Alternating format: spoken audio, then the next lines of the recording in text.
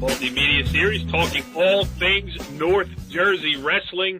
This is Season 5, Episode 11. As we're getting close to getting down to Atlantic City, the district tournaments already in the books, the region tournaments coming up. We got a lot to talk about. I am Corey Dobiak. First, being sponsored by Moe's Southwest Grill, and that leads us into our first introduction, Quesadilla Kenny Sarajan. What's going on, Kenny? I tell you, we saw such great wrestling this weekend in all the districts, some really nice things, and everybody's going to go over it, so I'll get out of the way. Let's get to it. All right, let's get to it. Let's welcome in Pascack Valley head coach Tom Gallione. What's going on, Tommy? Not much. All right, and we also have the Pope of Bergen County Wrestling, a man who we revere here on this show, and we do not want any of the listening public to think that we have anything but the utmost respect for our co-founding member of this wrestling show. He is Bergen Catholic assistant coach Donnie Spataro. Don, what's going on? Keep it up. I like that intro. Okay, did I pay full respect? Well, you getting there. And his cohort, the Cardinal of Bergen County Wrestling. He is Westwood assistant coach Mike Attanasio. What's going on, At? The number 5 button kind of gets me all excited. So let's get it going here, guys. Hit it one more time. Can you hit the number 5 button? Let's just get this show off on the right foot. It's not me. Kenny, we're gonna get. That means Kenny's very excited over there. Can we get Kenny a shirt that says "It's not me" and see how many people like walking down the street know what we're talking about? You know, we got to start a hashtag on Twitter, which I should mention here. If you want to, I always figure that there might be new people listening to the show because I just prefer to think that everybody listens every week. But if you are new to the show and you want to catch up on old episodes, you can visit our YouTube page at youtube.com/North Jersey Sports. You can follow us on Twitter and find out updates about when next shows are coming out and all that other good stuff. We are at NJSCom. All right. You know, Corey, the more I think about it, I don't think Kenny's doing that by mistake. I think he's actually sending out secret signals to a wrestling sleeper cell, maybe. It's either that or he's on the Moe's Southwest Grill website trying to remotely order as we're doing the show. I'll have That's probably more what he's doing. I'll have a Quesadilla Kenny number 5, please. Wait, I think that meant Taco Tommy. That was a code for Taco Tommy right there. Oh, Moe's Southwest Grill. Thank you for sponsoring us here on the Wrestling Show. And we're going to go around the district. We got some help again this week. Glen Rock Saddlebrook head coach Cory Fitzpatrick is going to help us break down District 6. Brian Gibbs, who did such a great job on the show last week, previewing District 5, the Ramapo head coach will be back to help us wrap up District 5 and look ahead to the Region 2 tournament, which we will also do with our own panel of experts here. All of you gentlemen on the horn here are, 3 of you are running around at District 8, Donnie at District 7. So we got pretty much all of North Jersey wrestling covered this week. But the big question on everybody's mind, now that Ken Sarajan, the venerable, esteemed former coach, legend, I believe even once an assistant coach of the year in the region tournament, what do you do nowadays that you are not in the employ of any one specific wrestling team when you go to a district tournament? You know what I do? I get Mike at coffee. That's what Mike's been reduced to. Friday night, I had to bring him coffee. I got a call from Gallione. At needs coffee. Saturday morning, he wanted coffee. All I did was I was his little assistant doing whatever Mike at wanted me to do. Wow. You know, Kenny, having you and Little in the same sentence is just making me really excited over here. I can't believe it. Hey, listen, we've been doing this show for 5 years, and there's a first. That's a first. Kenny and Little.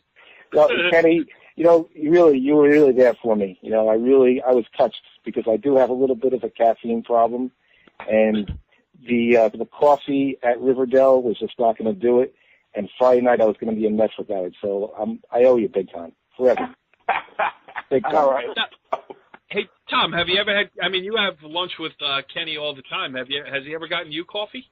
Yeah, sometimes. Depends. I really got to beg for it though. Yeah. You know, if Kenny really wanted to step up, he would have got some sausage and peppers. Let's be real. Oh.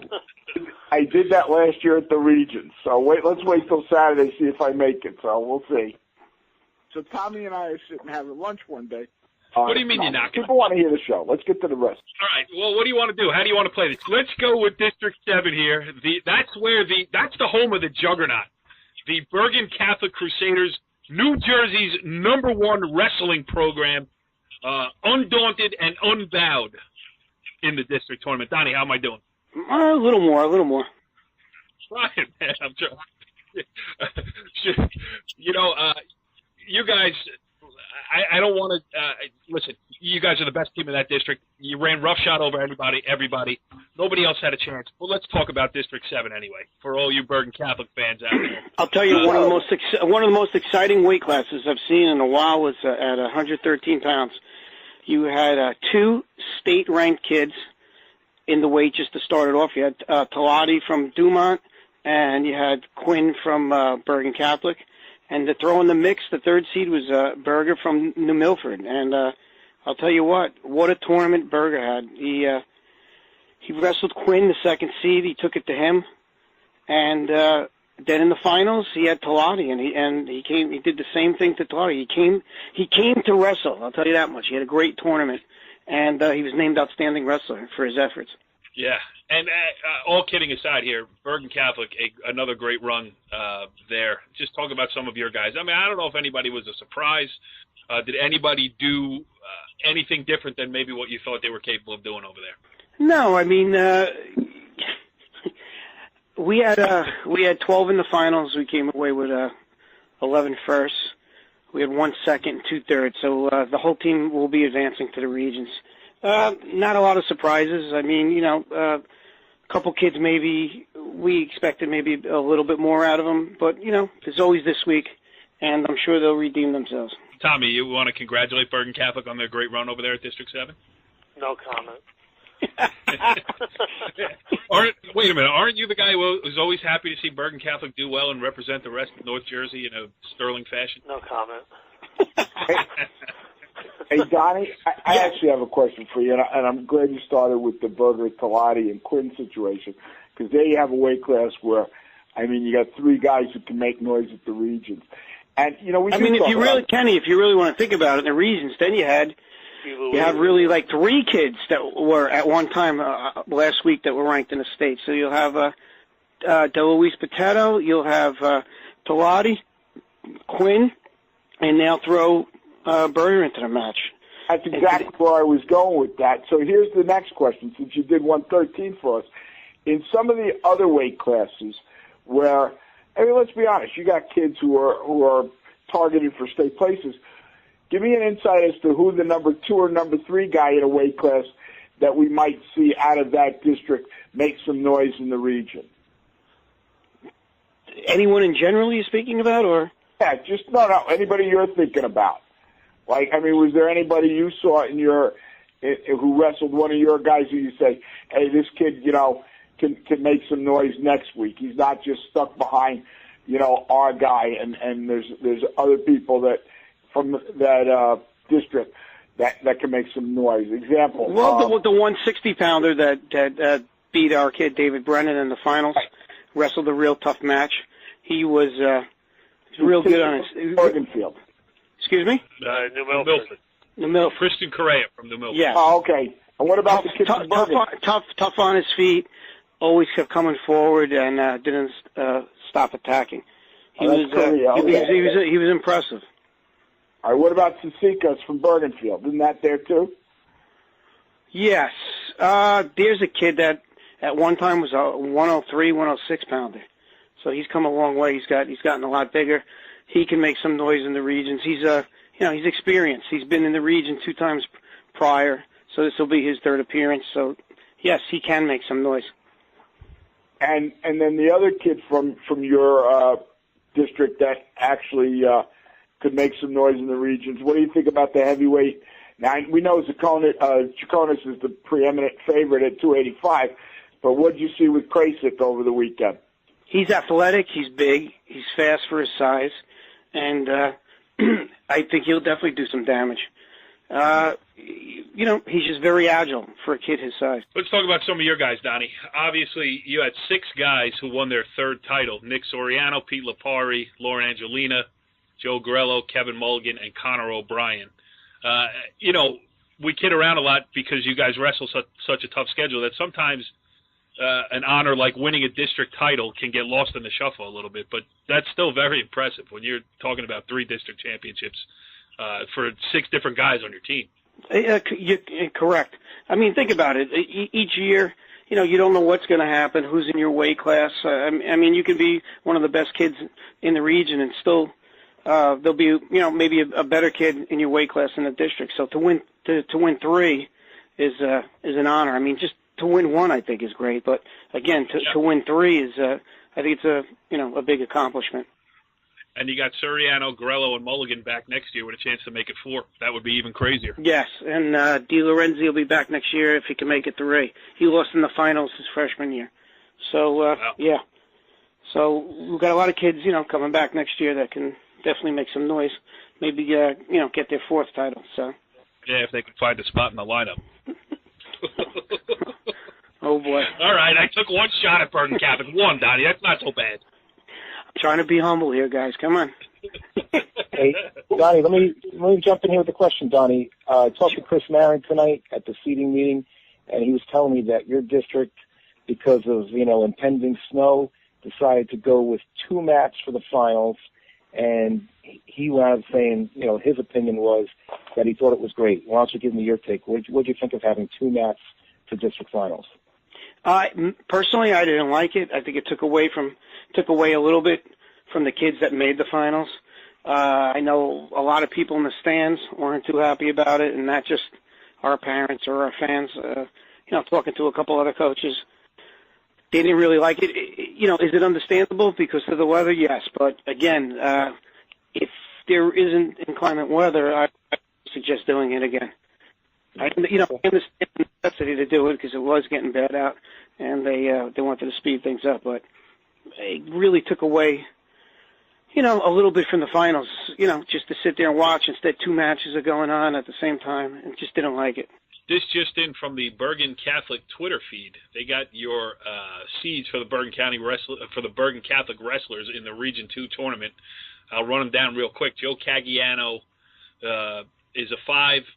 As well as David Brennan is a 5. Evan Quinn at 113 is a 6. Carmen Ferranti a 3. You got Soriano and Lipari. They're the 1s at 120 and 126. Shane Griffin the 3.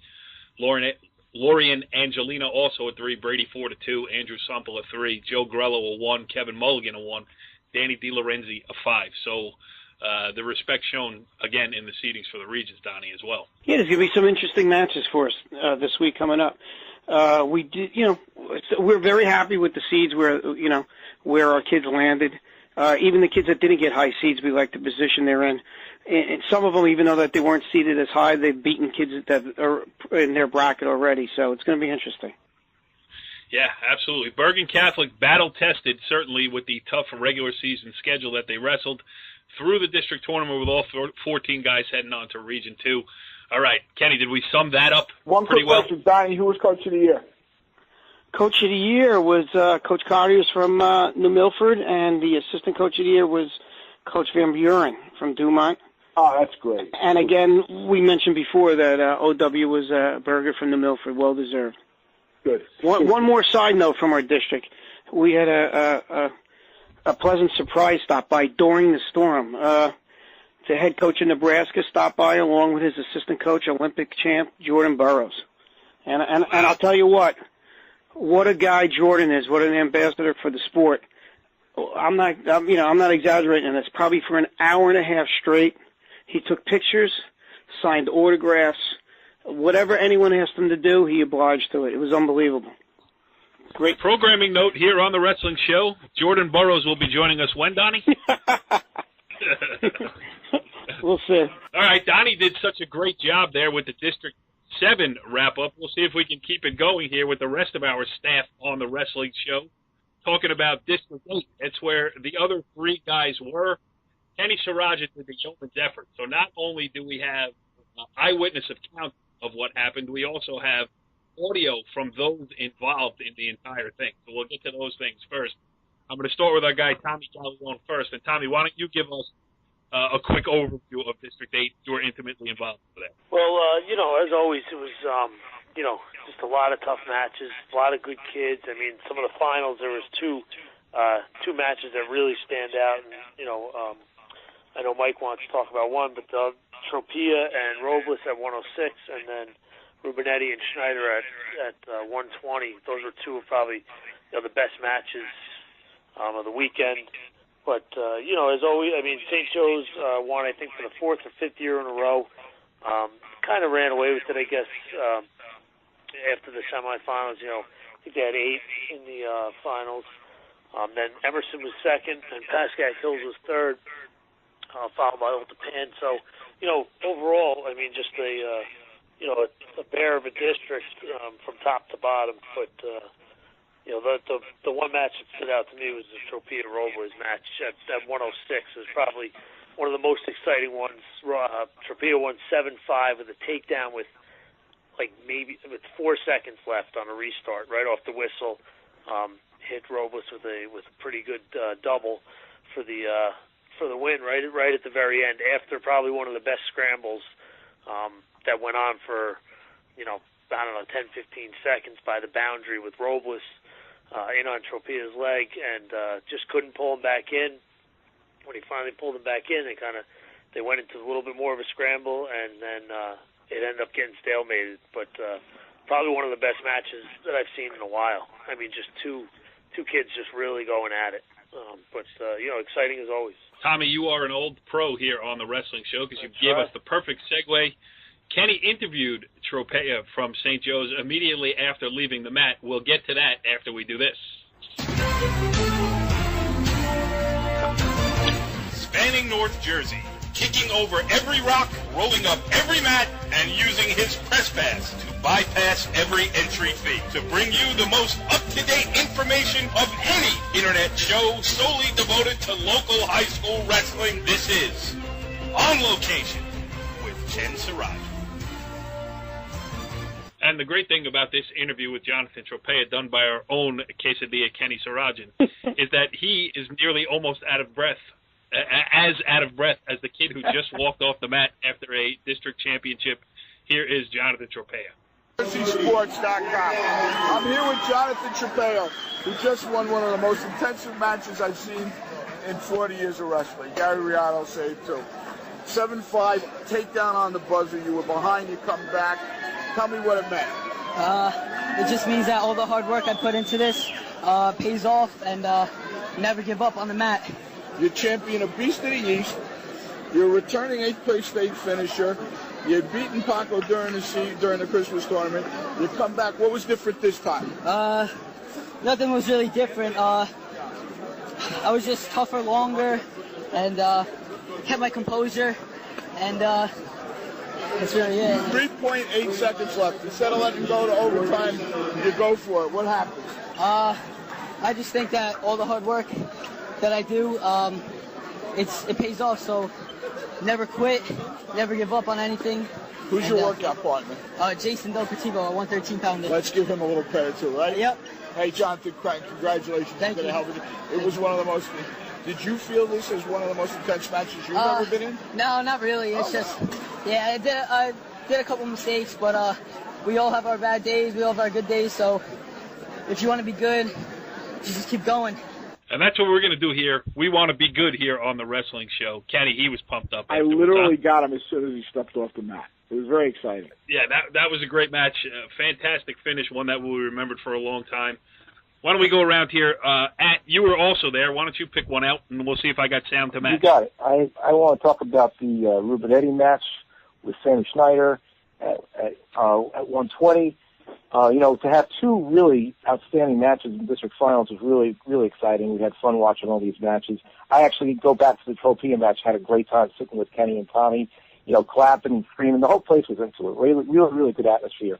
But this match, Rubinetti ranked 3rd in the state, just got his 100th pin in the round before, which is really impressive. I think on Friday night he got his 100th pin, which is really, really something else. So Sammy Schneider took it to him. I had the opportunity to watch the match again. It was posted online. He really was the aggressor the whole match. He really took it to him. He stalked them on their feet. No score in the first period. Second period, Rubenetti gets reversal, and you could see the different talents that they have, because Rubenetti is terrific on the mat, and it seems like Schneider's chance to beat him is on their feet. He couldn't get out after the reversal. The whole period was on bottom, and he chose neutral. I think Schneider wrestled real smart because he chose neutral and realized, I might not get out. I have to try to go after him on his feet. Another thing I thought that was real smart was that when he got a takedown and had a chance to think about, should I ride him or should I release him and try for another takedown, I think he realized that going back to his feet and surrendering the point was the way to go. So he wound up taking him down twice in the third period to send it to overtime. And then in overtime, they had a heck of a scramble, which wound up with Rubenetti having a headlock for about, having close to control, but the ref did a great job not making the call and letting things play out, taking his time, making sure the kids earned their points. And Schneider rolled through for a takedown in overtime, which is a really great ending. And, one of the things I was really, really impressed by was Rubinetti's, the way he handled himself after he lost. Here he is, like I said, ranked third in the state and just got his 110, big weekend for him. He went over and shook everybody's hand, gave Schneider a hug when they crossed at the end, really handled it like a man, and probably he was thinking to himself, I might be able to do this again on Saturday morning because they seem to be on a collision course to wrestle again in the region semifinals this weekend. Yeah, class act Rubenetti, too. He was the same at the end of the BCCA tournament as well. And, good kid. But, Kenny, you caught up with Sammy Schneider afterwards, and you must have a relationship going back a little bit of a ways, because this is a good one, and you seem very comfortable. Yeah, well, ironically, Sammy's mother was a student of mine back in 1980. But, and we I don't think she'd want that said on the radio, Ken. And we know Sammy's dad, and, Donnie's very close. Let's be honest, Donnie has a wonderful relationship with the family, and he's worked with them from his Emerson days in an Iron Horse. So let's give a little props to Donnie on this as we highlight our Pope of Bergen County Wrestling. But it's a great family. His older brother, Stephen, was a good wrestler. But you'll hear the story about me and Sammy when you hear the interview. So let's just play that. All right, I'm sitting here with Sam Schneider, winner of one of the most exciting matches I've seen in a district final. He beats Rubenetti in the final in overtime at the District Grade 120 Championship. All right, Sammy, you're down 2-0. They give you a stall call, which none of us believed, right? Yeah, that was surprising to me that I was pushing forward. And he was blocking. Yeah. It was a great match. Both guys wrestled very hard. Second period, you're down. He seems to be dominating you, and then all of a sudden, what happens? Well, the period ended him 3-0. Right. And going into the third period, had to change it up. I was wrestling too conservatively, and I went for some leg attacks. After that first one, I got in on that high crotch very nicely. I got in pretty nice. Yeah, I finished, and then let him out. I knew I wasn't going to ride him. And that was a great decision. Tell me what, right away you gave the one. You weren't going to try to ride him. What were you going to do here? He's a dangerous wrestler, top bottom. It's definitely a position I didn't want to be in with him. And, I didn't think I was going to turn him. The only thing I could do was cut him. And so now you're down 4-2. Now I'm down 4-2. And get back in on the legs and finish 4-4. And then I tried to ride him. 4-3 actually, I think. Oh, you got the 4-4. You got the two takedowns. It was 3-0. It was 2-0. It was 2-0. Then he got out. No. Because he escaped into overtime. Correct. Yeah. So I was trying to ride on top of him. I thought I had it. It was like. Yeah, it was 4-3. There was about 7 seconds left. Yeah. And then, in fact, at one point, then you get into overtime. Yeah. And you shoot in very deep. And you guys were in a little bit of a scramble. Uh-huh. And all of a sudden, with 26 seconds left, the ref called, while you're on top working to get that one leg free, you have his back leg hooked, right? I had it hooked. And what they call stalemate. Stalemate. I was trying to lock around his waist, but I thought I was going to get it. They called it stalemate. You were trying to swim upstream there. I was trying to climb up the body.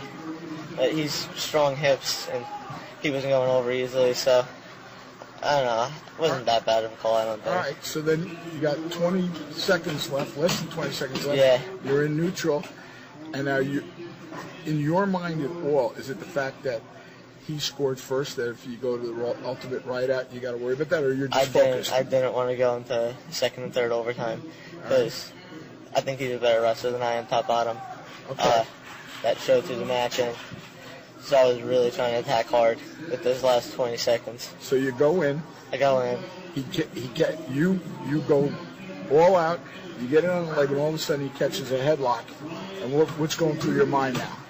Well, he had underhook going across the back like a cement mixer, right? Kind of.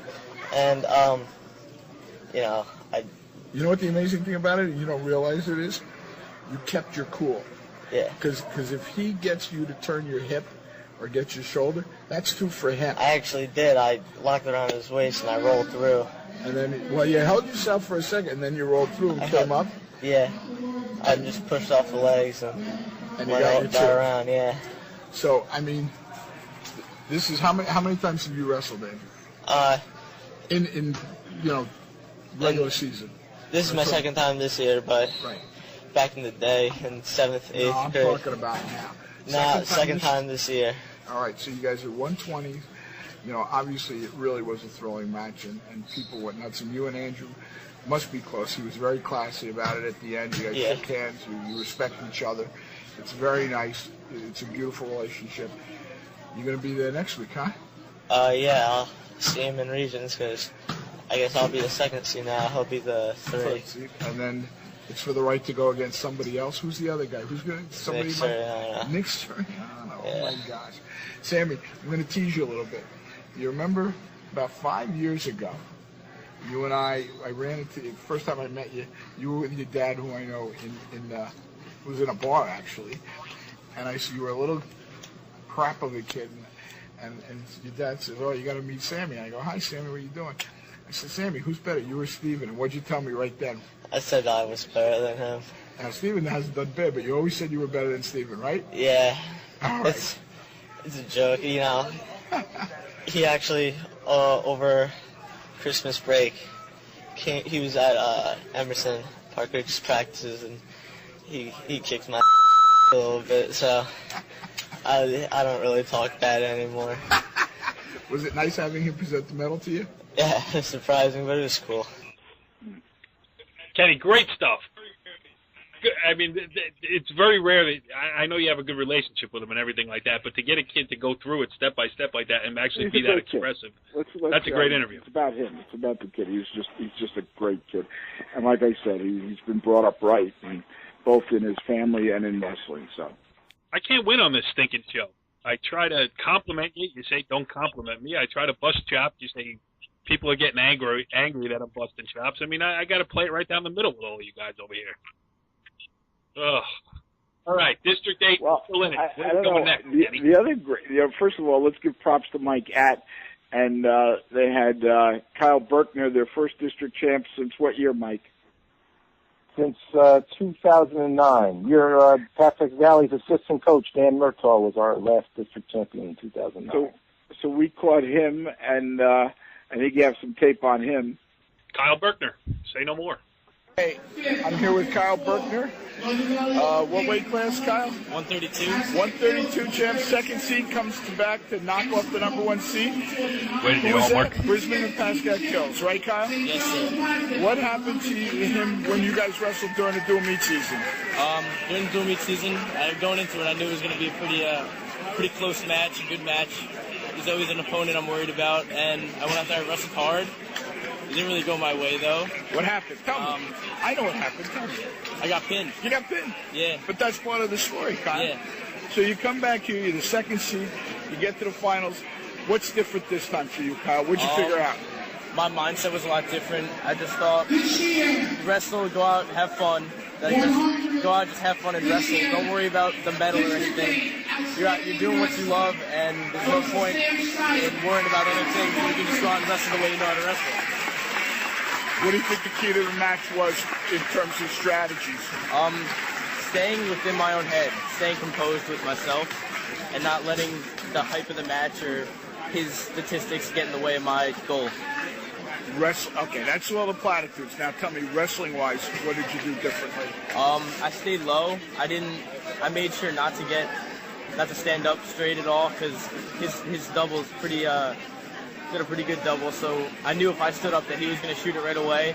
I made sure I used my head as another arm to use for defense to block a shot, and he didn't get in on any shots, and I just capitalized when I had to. And you were able to control the match? I was able to. I wrestled my pace. So you came back from being pinned to beat him in the districts for the championship. Yeah. Yes, congratulations, Thank Kyle. you, sir. Bye. Yes. Kenny, did you really use the word platitudes? Okay, very well done.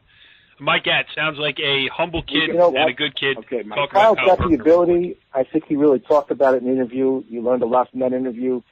That mental, that mindset, that you're just going to go out and wrestle and not get wrapped up in who you're wrestling or the medal or anything like that. And I think that when he lets his ability come out and wrestles with confidence, I think he's going to go a really, really far way this year and next year. He's a junior.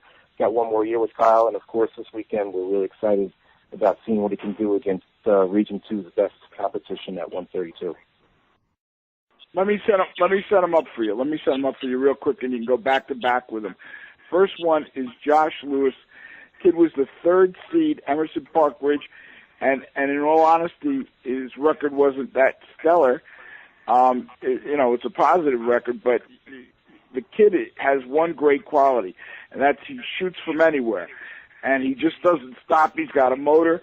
He won his semifinal match in the last seconds, and then he's going against so he beat the number 2 seed in the semis, and then he goes against the number 1 seed in the finals, and they get in the middle of a scramble, and he ends up with a pin, and he's a sophomore. Ironically, he's the cousin of Jed Downey, the 195 from Old Japan. So they're both related to the Lewis family of Park Ridge. And so we caught up with him. And then another tape you have is Mike Zavostowski. I say it wrong, but I think I got it right this time, of St. Joe's. He's a returning regional champ at 145. And I think you'll be impressed also by him and what a well-spoken young man he is. So if you want to go back-to-back with them, let's go and we can wrap it up. Here's Josh Lewis. Josh just won the 152 District 8 title, came from the 3rd seed, had a close match in the semis, had to come from behind with a takedown at the end to win it, right? Yeah. And then comes back and he's wrestling the number 1 seed, Anella from Northern Valley Old Japan. You're down, all of a sudden he gets the first takedown, you get a takedown, take him to his back, then it looks like all of a sudden he's going to take you down. And what happens? Tell us, Josh. Well, he had me in like a throw, and as I was coming down to the mat, felt myself on my back, so I just continued to roll through, and somehow I got him on his back and pinned him. You rolled right through the thing. Every coach tells their kids to do when they feel if you can't stop the headlock and pop your head, they say when you hit the mat, roll through, and you did. Yeah. And you packed them, and the place went nuts. Tell me, what's special about being from Park Ridge and wrestling for Park Ridge and being a 3rd-generation Park Ridge kid and a 2nd-generation wrestler? I just love my team, and the coaches teach me really well, and they believe in me, and I love all my teammates who help me to get as good as I can. Who's your workout partner? Shane Carthage. In practice. Who coached you when you were a little kid? My dad. That's what I was trying to get you to say, because your dad's sitting here. I got to be nice to him. All right, let me ask you another question.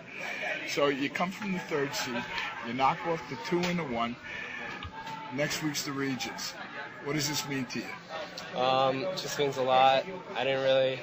It's like one of my dreams to win a district title, and just in my sophomore year, it feels really good to get, and can't wait to go to the regions and wrestle as good as I can and see what happens. What do you consider the strongest part of your wrestling skills? Just my will to win. Well, that's good. I like your will to win, but I'm going to tell you, technically, it's your takedowns. I said to your father I saw you wrestle against Pascal Hills. you'll shoot from anywhere. You'll shoot from 40 feet away, and you get in so deep. And that served you well both this afternoon in the semis, or this morning in the semis, and this afternoon in the finals. What is it about your takedowns that makes you so strong? I feel like when I shoot, there's no way the guy's gonna be standing up at the end. I know sometimes, like, my takedowns, I don't set them up properly, but... Don't set them up properly. I saw the kid had double underhooks on you this morning. You still shot and got the takedown to win. Yeah. I just drive through and go as hard as I can. Good stuff there, Kenny. Now let's move right into Matt Zavastowski, the 145-pound champion from St. Joseph Regional. Here he is. Okay, I'm here with Matt Zavastowski of St. Joe's, 145-pound District 8 champ. Last year, Region 2 champ. This past year, placed 5th in the Beast of the East, and the BCCA George Jockish Holiday champ. Just won his third district title here at District 8. He's a senior. Matt, you went through the district fairly easily. Let's be honest. What do you do to get yourself ready for this first round of what your ultimate goal is states? Yes. I try to treat every match like the same, so I always give my all, and I always prepare myself, prepare a good warm-up and everything. You have a very fierce face when you go out there. Is that part of intimidation? Because you're sitting here, you're smiling, you're the most gentlemanly young man I've ever sat with. What is it on the mat that does it for you? I don't know, it just sort of happens. Like, when you're ready to go on the mat, it just happens. How'd you get involved in wrestling? Tell us a little bit about that. I started wrestling in 3rd grade. I didn't really take it that seriously when I was young, but as I got older, around 7th grade, I started taking it seriously, going to extra workouts. That's when I really wanted to commit myself to be the best that I could be. Mm-hmm. Yeah. How was the experience for you guys and your teammates to go to the Beast of the East? It was great. One of the toughest tournaments in the country. I really enjoyed wrestling, and it was just very surreal. How does that help prepare you for your ultimate goal? Yeah, just wrestling the toughest competition will get you ready for the end of the season when you're wrestling against the toughest competition. All right. You're a senior. What are your plans for next year? I haven't decided where I'm going to go to college yet, but I hope to wrestle in college next year. Tommy, who was the assistant coach of the year? Mike Boldo from Pascagoula Valley. And OW was? OW was Sam Schneider from Emerson, and Chris Karsich from Pascagoula Valley won the Sergeant Herbeck Award this year at District 8. Yeah, named for Westwood, right, Mike? Yep. That's right. Very happy to be there to award the Mr. Karsich with that award. Well deserving. Just quick summary, people that don't know about it, every coach at the coaches meeting nominates one senior that they think is worthy, someone who has overcome obstacles and has sort of, given as much as you could give to their wrestling program and to their teammates under, maybe some challenging circumstances. And, we definitely had 9 deserving candidates. And, again, very happy to give it to Mr. Karsich. Well deserved. Mike, you want to tell the audience what the award's named after the person? Sure. Christopher Herbeck was a Sergeant Marine that was killed in Afghanistan in the line of duty in the middle of courageous acts. And he's someone that I coached in high school, graduated in 2002. He was part of our only state sectional championship team. And, of course, he was about much more than that. Chris was a true hero. And when he passed, among many other things that came out of that, many other positive things that came out of that, the District 8 people decided that they wanted to work with the Herbeck family to honor him and give out this award every year to a deserving senior. So it's been a really positive way for Christopher to be remembered and really for people to feel that, that patriotism that you do feel when you give out an award that remembers a true hero like Christopher was. Absolutely. Amen. Good stuff there. That's District 8, front to back, back to front. I don't know how we could cover it any better, but we're not done yet. Now joining us on our Moe's Southwest Grill hotline and continuing our look around the district tournaments from this past weekend, it is our pleasure to welcome in for the second straight week Ramapo head coach Brian Gibbs, our representative here on the Wrestling Show for District 5, and he brings back good news to report from his own squad, as well as a rundown of everybody else, but you got to be happy with the way things here goes Cory sucking up the Ramapo. Cory, he didn't give you the pictures. You don't have to be that nice. Yeah, but I got to do a photo shoot next year. I got to set it up right now. Yeah, we'll have one next year. It was a good weekend for us, for sure. Yes, a great one. Say it, a great one. Wilfredo Gill and Justice Centrello with district championships. What was it, the first one since, 2010? Is that right? Yeah, first one since Victor Kipiani in 2010. Justice won it first at the last second, then Wilfredo won his a couple matches later. So it was good finals for us. It's a juggernaut, boys. Watch out for the Green Raiders. Yeah, they're coming back. Coming back. Kenny, go ahead. Oh, I'm sorry. Well, talk about, we like Wilfredo. Talk about Wilfredo for a second because, he's the one who's going to face the big challenge. Everybody's gunning for him because they questioned him, and he's proven himself over and over. So why don't you tell us a little bit about Wilfredo for the weekend and for next weekend, too? Yeah, Will's only 4 losses this year, up to 132, and I think he feels like he kind of, I wouldn't say he's disrespected, but everyone knows that 126 bracket wasn't as stacked as it could be come county time, and he was really looking forward to this final against Shea. We saw the brackets for regions. He's going to see him again, probably very soon in the semis. But he's just a tough kid, and he works hard, and he went and earned that match. Got a takedown with a minute left with a funk roll, and then got a couple backs with 10 seconds left to end it. And it was, I said it earlier in the year, no, this kid really deserves it because he just works. He works harder than almost, kind of cliche, but works harder than anyone else, I think. So it'll be interesting, 126 this weekend. All right. That's only a little cliche. I've never heard that one as a sports reporter talking to high school sports coaches. I'm sure you have. Now that you've given him his props, let's talk about the weight class of the weekend for you guys. I guess we got to say it's 152, where you had Sasinski, I can't even say the kid's name, Sasinski against Shea went into overtime, and then Travato and Shea went into overtime. Tell us about the semifinal and the final real quick. Both matches were worth the price of admission. The semifinal match, I think it was 1-1 going into overtime. Neither of them were able to get a takedown. I was standing right there. Sasinski was really forcing the action for a lot of it. Shea was tough, just kind of getting double overhooks and holding off.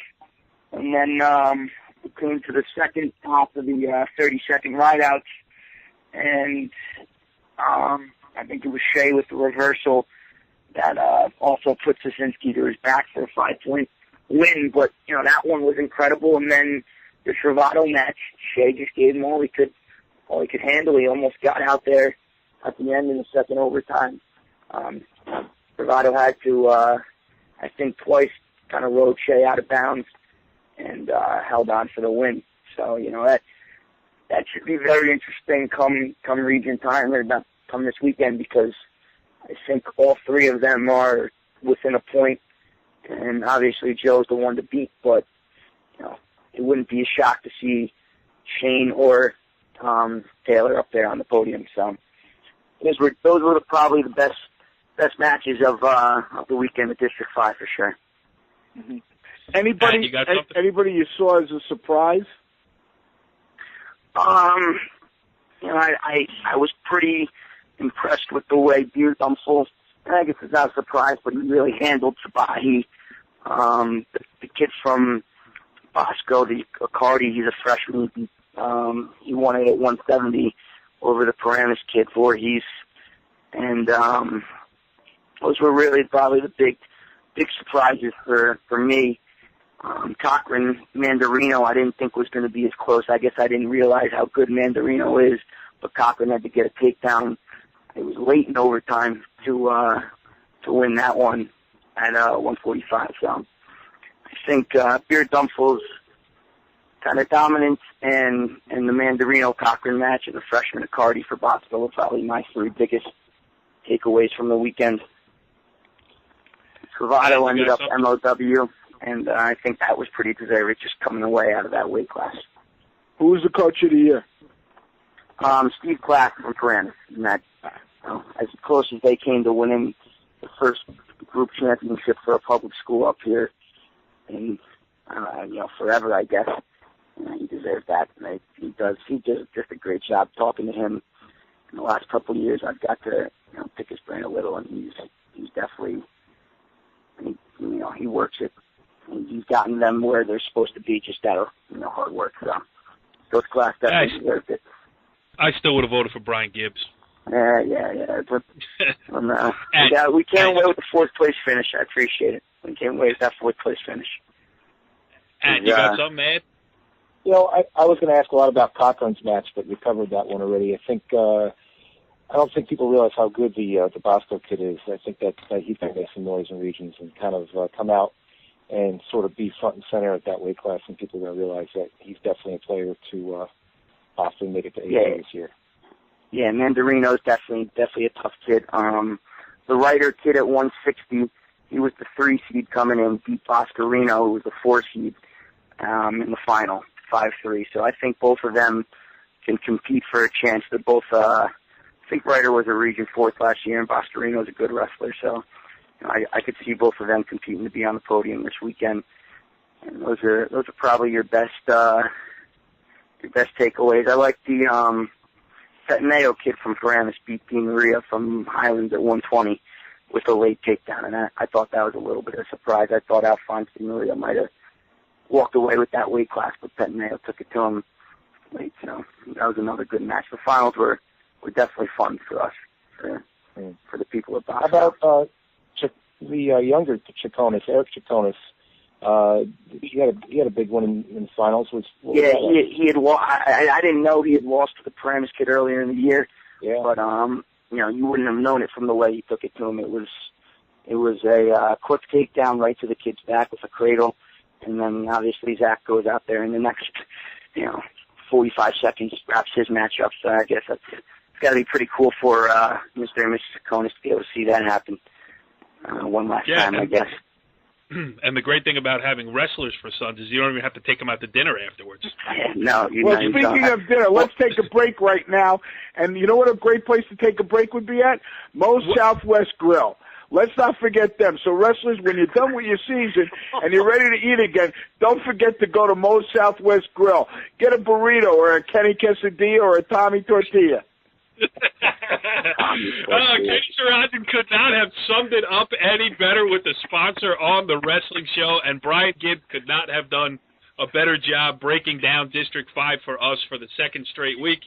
Brian, we appreciate your time here. Great stuff, and listen, you're going forward into the region, so we'll use you again next week, too. How about that? Sounds good. I'll see you guys soon. Okay, good stuff there with Brian Gibbs, but more to do here on the wrestling show as we turn our attention to District 6. Joining us now on the Moe's Southwest Grill hotline is Glen Rock Saddlebrook head coach Cory Fitzpatrick. Coach, thanks for joining us here on the wrestling show. Thanks for having me. Well, yeah, and it's a great time of the year. Big wrestling matches taking place all over the place, and the great thing is once one of them is over, another one starts because the districts are done. Guys are moving on to the regions. And why don't you give us just a little bit of an overview what went on at District 6? Well, in terms of teams, I think, Ridgewood kind of ran away with it early. They advanced 12 guys to the semis after Friday night. So from a team standpoint, it was always going to be hard to beat them. But, it was overall a solid tournament, pretty well-rounded, I think. Lodi is usually pretty tough. Ridgewood, right. We had a few guys in the mix. And Garfield, too, really stepped up this year. They had a few freshmen, and just seems like a lot of guys did some work in the off season. So, they were pretty impressive as a team too. Go ahead, Kenny. Hey, Cory, first of all, you had given us a preview last week that was actually spot on with I guess from your point of view, what do you think the biggest final match was? I mean, like I gave you the preview last week, I said Cabin and Robinson at 113 would be one of the, I guess, marquee, matchups of, the evening. It definitely was. Robinson was winning 1-0 in the third with about 45 seconds to a minute left, and Cabin just, surprised him with a headlock, put him to his back, and just held him there, pulled off a 5-1 win. Yeah, so, I mean, that was pretty much, probably the best exciting match of the night, probably the biggest upset. I mean, Cabin beat Robinson last year in the finals, but then Robinson beat him in counties. So they've been a little bit back and forth, but it was definitely, one of the better matches of the night, I guess. What about the other guy you really liked was the other Lodi kid, Salvatore, at 26, and he went against the Pisacane kid. Yeah, I mean, Salvatore, feels like he's been around forever, but, he wrestled real tough in the final. Piscane's kind of a, home run hitter kind of wrestler. Tends to hit you with chin whips and spladles and things like that. So he can be dangerous, but Salvatore really dominated the whole match, and, overall good kid, definitely deserving of the most outstanding wrestler of our district. Probably one of the guys in the district who, has the best chance of, making it to Atlantic City. Okay, so Salvatore's the outstanding wrestler. Who was the coach of the year? Jim Dolce from Garfield's head coach. Okay, yeah, Garfield. Won coach of the year. I mean, I'm not sure what the record was last year, but I know they were forfeiting a couple of weights, and they definitely, turned the program around. They got some tough kids wrestling over at Garfield High School, so they also made, team states as well. So they definitely, coaching staff in general has, done a pretty good job over there. Of the finals, of the guys who won, which guy would you consider the biggest surprise? Which final surprised you? I didn't really put thought into that question, but Kenny, you were supposed to prep the guests before they came on. I sent them 3 hours ago. I mean, 106. I mean, the kid Ferreira, he's a little bit undersized. He's pretty solid. I think he's gonna, maybe win a match or two. Make a little bit of a run at regions. But the kid could wrestle. He's from Garfield. I think he has Centrello, which is actually a Glen Rock Saddlebrook transfer to Ramapo, who won District 5. I think they have a quarterfinal matchup on Friday night. So I think Ferrero's, looked pretty good. That's pretty much, one of the only... First question is, which of your kids do you see making a run in the regions? Let's give your guys a little props here. I mean, I think Lipsky, he took second, but, I think he's got a winnable match on Wednesday night.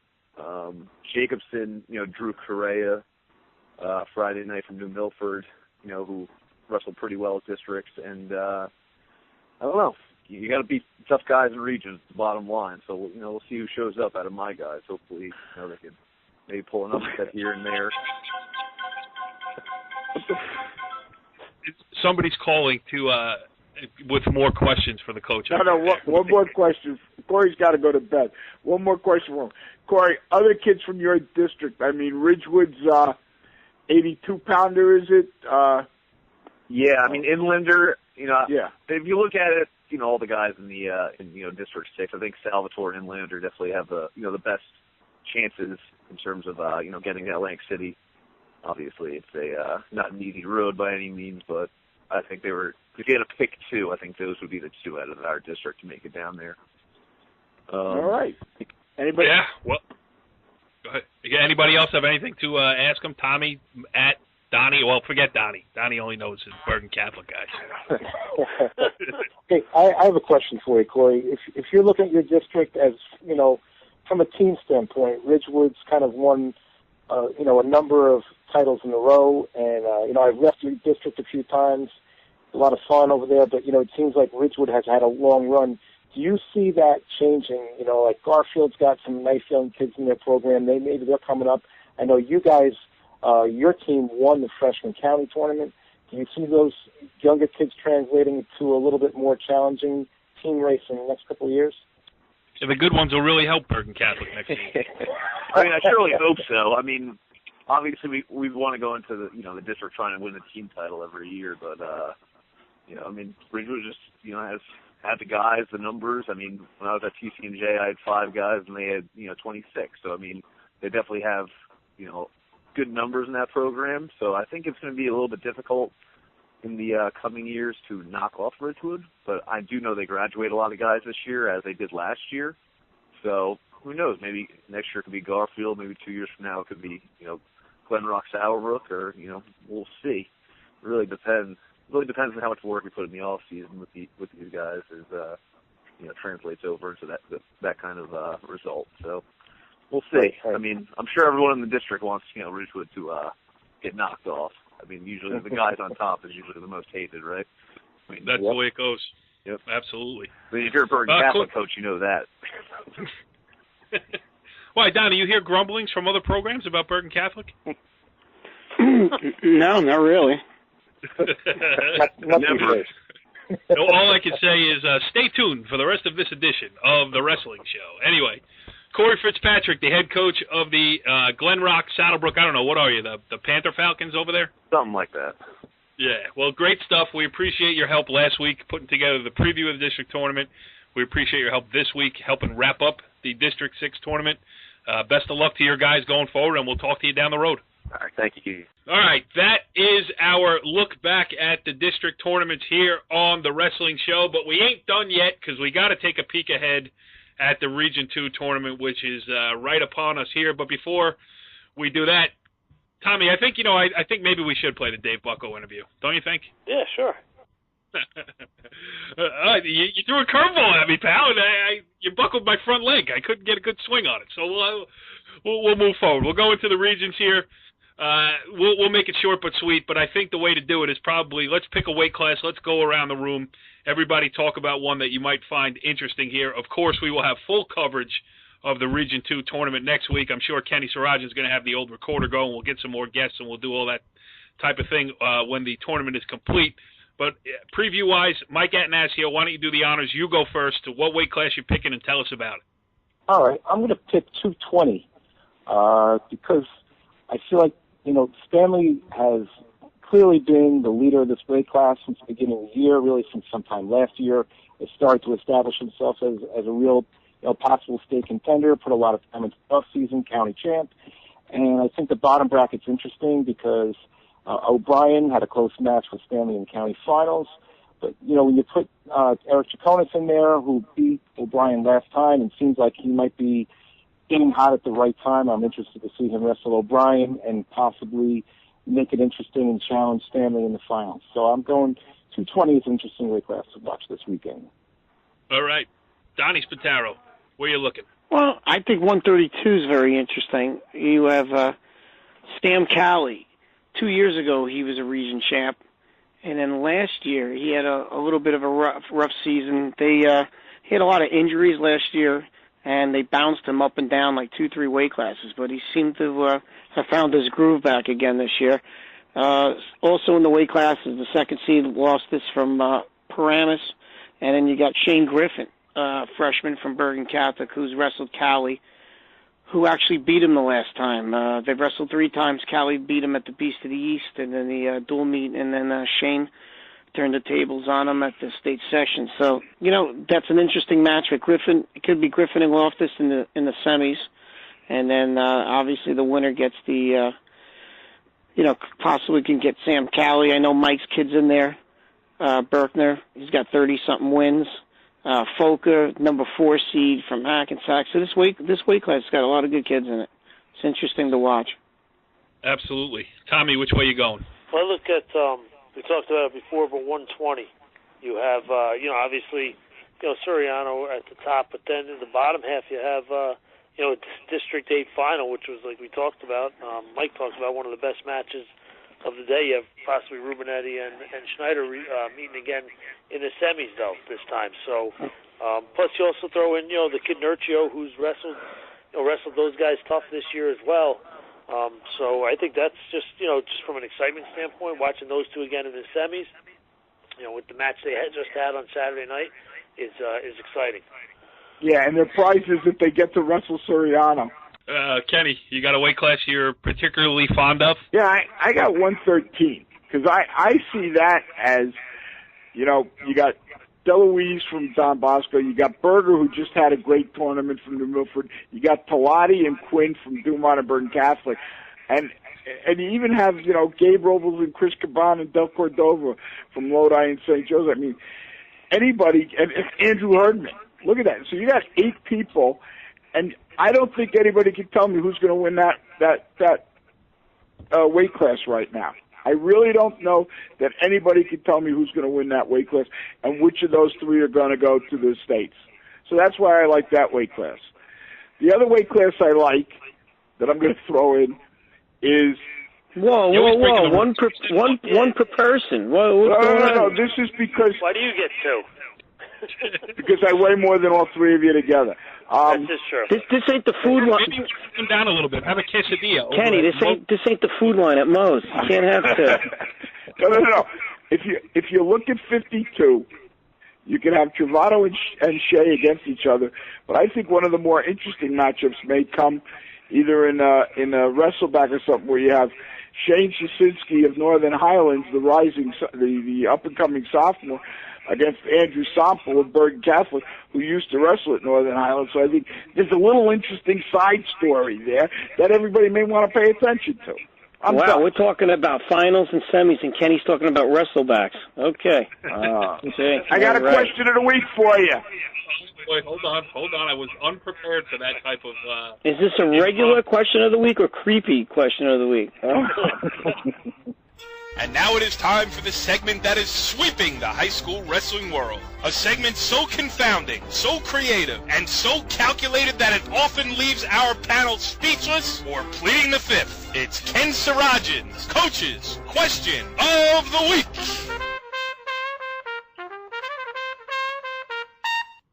Okay, I'm going to ask our 3 wise coaches. Districts are getting more intense every year. The depth in the districts, I mean, we had guys in District 8 who had 15 wins in out brackets. Here's the question. Should there be wrestlebacks in the district as there are in the regions in the states? Donnie, you first. Yes, I think there should be. If you picture this state tournament down in Atlantic City, what you really got to picture is the district regions is just like different rounds that lead to the states. It's one big tournament. So you can't have wrestlebacks in the regions and wrestlebacks in the states and not have it in the first part of the tournament being the districts. I mean, if you really wanted to be one big tournament that that runs together, you have to have wrestlebacks in the district. That's my opinion. Mike Gatt. Well, I like Donnie's argument, but I don't agree. I just feel like it's too much wrestling at a time of year when there already has been a lot of wrestling, and I feel like the top 3, they're going to get out most of the time. Yes, there are times when you might look back and say, oh, that poor kid got knocked out Friday night. But there's just a part of me that sees the, light at the end of the tunnel for some of these kids, and I'm not sure that it would be the best interest of the kids at this time of year to add more rounds of wrestling. Tommy, you're the tiebreaker. I think there should be. I look at some of the, district matchups and see, where kids fall down in the seeding because they might have lost, in overtime to a kid back in January, and it drops them deep into their, into their bracket. And if they, they lose to the top seed or the second seed, hey, if they wrestle back, they may be able to get that kid, that they lost to a few weeks ago. And I'm thinking? I really think it might not be a bad idea. I started typing up some ideas. There's not much to it. It's just a matter of obviously a few more rounds. But if you get the right 3 guys through, I think it's worth it. But when I think of wrestlebacks for the districts, I'm thinking that 4th and 5th seed who get knocked out. One of those guys is going home the first night, and I've seen a lot of 4th seeded kids with 25, 28 wins that go home. It's just there could be a fine line between being seeded 3rd and being 4th. So that's what I'm thinking of when I think about this. There was a couple of weight classes we're looking at. We're going, the third seed is about as good as the sixth seed, and they're wrestling each other. There's a lot of deep weight classes, but this is the other issue, though, is when, Donnie, you have a different kind of district. You guys have guys, all your top seeds are getting buys. Some of your second seeds are getting buys. Our district has tons of out brackets.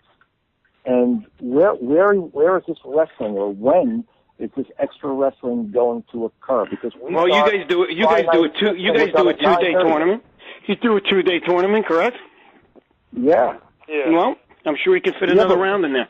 Well, I figure if you just move everything up a little bit, you could maybe, they start all these track meets at 2:00 in the afternoon. Why not start wrestling at 4:00? Bowling kids got off from school the other day. They got off on Wednesday to go bowling all day. Weigh in at 2, start wrestling at 4 on Friday. Yeah. Do the districts really have to start at 5 or 6 o'clock at night for one round? No. You could do one round, and you could do wrestleback. Cory, one last thing. We got to give a shout out to Region 2 guy. If anybody really wants a great breakdown of everybody who's wrestling, Region 2 guy's blog is phenomenal. So, I'm sorry, Kenny. I'm punch drunk. That is the 7th time in this episode of the wrestling show that you said one last thing. Okay, goodbye. Wait, one last thing. Right, you got to say goodbye. One last thing. Have yourself a quesadilla Kenny over at Moe's Southwest Grill. We'll see you next week on the Wrestling Show. Follow the leader.